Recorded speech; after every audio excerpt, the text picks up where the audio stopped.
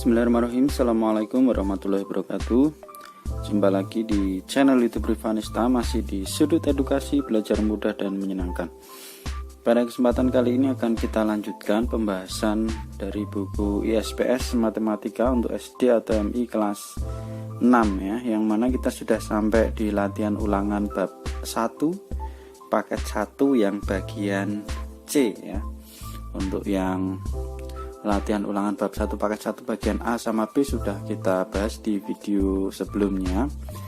Oke, langsung saja kita menuju ke soal.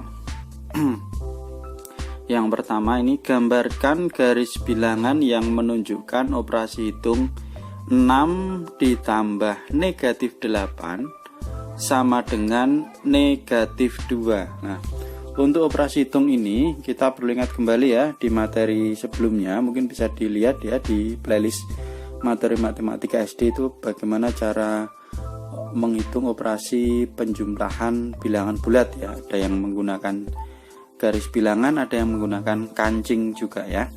Oke, langsung saja kita ke penjelasan untuk yang nomor 1. Jadi kita diminta menggambar garis bilangan ya, 6 ditambah negatif 8 sama dengan negatif 2. Lah, posisi awal tentulah kita mulai dari titik 0. Ini posisi awalnya ya.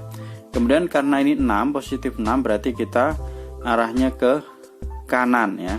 Kalau pakai mobil, yang kita pakai mobil itu di materi itu, jadi mobilnya kalau positif itu maju, kalau negatif itu mundur ya. Jadi 6 berarti mobilnya maju 6 langkah ya. Kita buat garisnya seperti ini. Nah, ini adalah positif 6. Kemudian ditambah dengan negatif 8 ya. Negatif 8 berarti posisinya mundur dari posisi positif 6 ini itu mundur 8 langkah ya.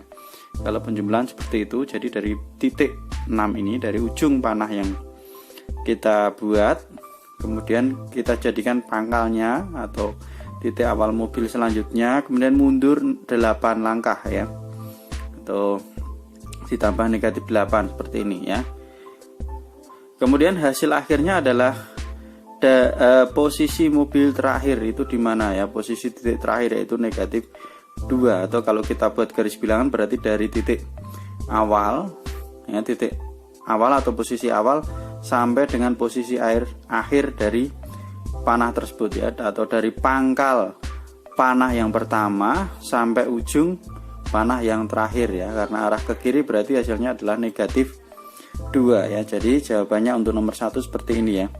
Kalau masih kurang jelas bisa dilihat di materi, itu saya jelaskan lebih banyak termasuk latihan soalnya juga ya. Oke, kita lanjutkan ke nomor berikutnya, nomor 2. Seorang atlet lompat indah melompat dari ketinggian 8 meter di atas kolam. Setelah melompat, atlet tersebut masuk ke dalam kolam sejauh 5 meter. Berapa jarak lompatan atlet lompat indah tersebut? Nah, ini jadi diketahui dia melompat dari ketinggian 8 meter di atas kolam. Kemudian setelah melompat itu masuk ke dalam air sejauh atau sedalam 5 meter ya. Jadi dari permukaan air sampai ke bawah itu 5 meter. Ditanyakan berapa jarak lompatan atlet lompat indah tersebut lah. Sebenarnya sini kalau kita lihat soalnya cukup kita tambahkan aja ya. Dari ketinggian permukaan air itu 8 meter ditambah dengan kedalamannya 5 meter atau 13 meter. Tetapi kita lihat caranya seperti apa untuk nomor 2. Nah, jadi diketahui ketinggian awal 8 meter di atas kolam. Kemudian melompat masuk ke dalam kolam ya dengan kedalaman 5 meter, atau biasa kalau di bawah permukaan air kita tulisnya adalah negatif 5 ya. Ditanya berapa jarak lompatan. Nah, untuk menjawab soal ini, jarak lompatan itu kita hitung atau kita tentukan selisih antara posisi awal dan posisi akhir. Posisi awalnya adalah 8 dikurangi dengan posisi akhirnya tadi adalah negatif 5 di kedalaman 5 meter di bawah permukaan air atau negatif 5. Maka kita tuliskan 8 dikurangi negatif 5. Hasilnya ini ada 2 tanda di tengah, kita jadikan 1 ya. Negatif kali negatif jadinya positif. 8 ditambah 5 hasilnya adalah 13 meter. Jadi jarak lompatannya adalah 13 meter. Itu jawaban untuk nomor 2. Oke, kita lanjutkan lagi untuk soal berikutnya nomor 3. Sebuah truk kecil dapat mengangkut 3 meter persegi pasir. Harusnya kubik ya, satuannya bukan persegi ya. Tidak apa-apa, ini mungkin satuan luas ya. 3 meter persegi pasir dan sebuah truk besar dapat mengangkut 8 meter persegi pasir.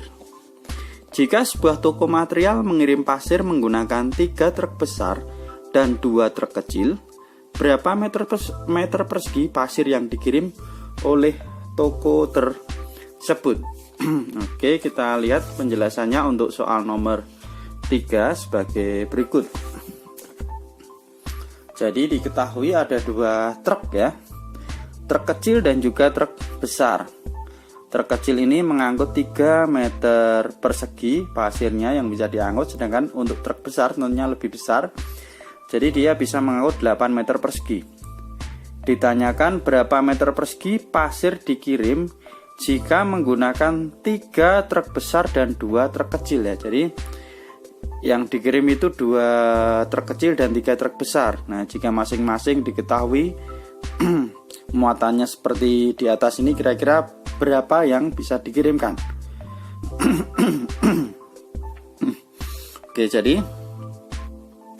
3 truk besar ditambah 2 truk kecil, berarti kalau 1 truk besar itu 8 meter persegi, maka kalau 3 truk besar 3 dikalikan 8. Sedangkan 2 truk kecil ya, berarti 2 kali setiap truk kecilnya adalah bisa mengangkut 3 meter persegi, berarti 2 kalikan 3. Nah, sekarang kita kalikan, berarti 3 kali 8 hasilnya adalah 24 meter persegi, ditambah dengan 2 kali 6 hasilnya adalah 2 kali 3 hasilnya adalah 6 meter persegi. Maka kita tambahkan 24 ditambah 6 hasilnya adalah 30 ya. Jadi pasir yang dikirim oleh toko tersebut dengan menggunakan 3 truk besar dan 2 truk kecil adalah 30 meter persegi. Oke, itu jawaban untuk soal nomor 3.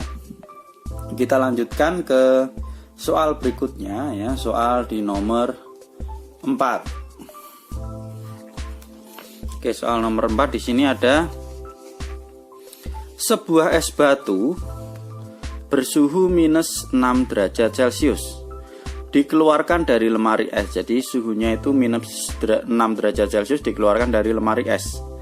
Setelah 12 menit, es batu tersebut telah berubah menjadi air dengan suhu 8 derajat Celcius.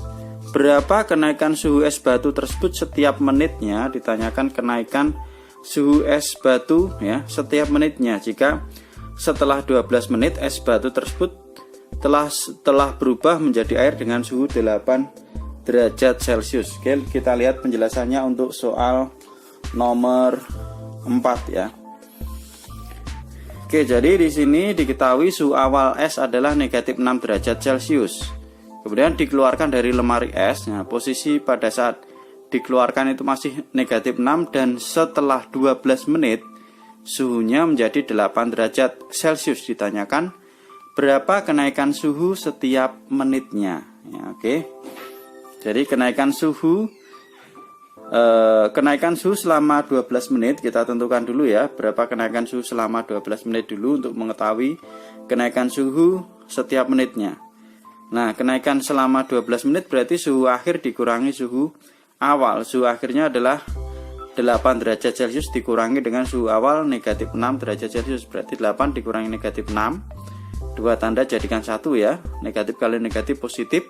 8 ditambah 6 hasilnya adalah 14 derajat Celcius. Jadi kenaikan suhu selama 12 menit itu adalah 14 derajat Celcius. Nah, ditanyakan kenaikan suhu setiap menitnya. Nah, berarti 14 derajat Celcius ini kita bagi dengan 12 ya, karena 14 derajat ini selama 12 menit. Berarti 14 dibagi 12. Kita sederhanakan, dibagi 2 dapat 7, dibagi 2 dapatnya 6. Maka kenaikan suhunya adalah 7/6 setiap menitnya atau 1/6 derajat Celcius. Jadi kenaikan suhu setiap menitnya adalah 1/6 derajat Celcius. Ini boleh diubah ke dalam bentuk pecahan desimal juga tidak apa-apa ya, terserah kalian mau mengerjakannya seperti apa. Kalau misalnya dalam bentuk pecahan biasa itu 7/6, bentuk pecahan campurnya 1/6, nanti kalau desimal bisa dihitung sendiri ya. Jadi hasilnya itu, jadi setiap menitnya suhu akan naik sebesar 1/6 derajat Celcius. Itu pembahasan untuk soal nomor 4. Kita lanjutkan lagi untuk soal terakhir yang soal nomor 5. Sebuah turnamen voli menetapkan aturan bagi setiap tim. Pada setiap pertandingan, tim yang menang akan mendapatkan 2 poin. Negatif 1 poin jika kalah dan 0 poin jika seri. Apabila tim A bermain sebanyak 12 kali dengan 6 kali menang dan 3 kali seri, berapakah total poin tim A? Ya, jadi kita diminta untuk menghitung poin tim A yang bermain sebanyak 12 kali. Oke, langsung saja kita simak penjelasannya. Jadi diketahui sistem penilaiannya itu apabila menang dapat plus 2, kalah minus 1, seri 0. Nah, tim A sendiri main itu sebanyak 12 kali dengan 6 kali menang dan 3 kali seri. Ditanyakan berapa total poin dari tim A ya. Main 12 kali ya. Menangnya 6 kali, serinya 3 kali. Berarti kita hitung dulu kalahnya berapa kali ya. Kekalahan dari tim A berarti 12 dikurangi dengan menang tambah seri ya, dikurangi 9, hasilnya adalah 3. Maka tim A itu kalah sebanyak 3 kali.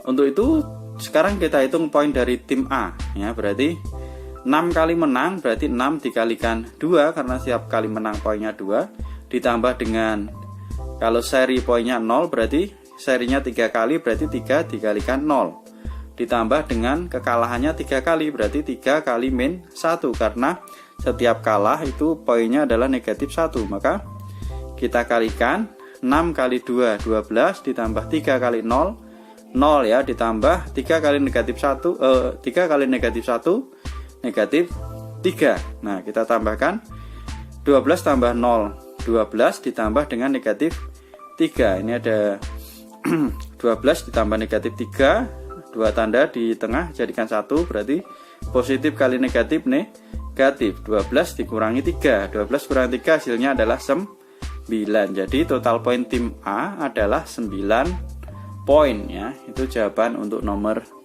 5. Nah, mungkin ini dulu pembahasan untuk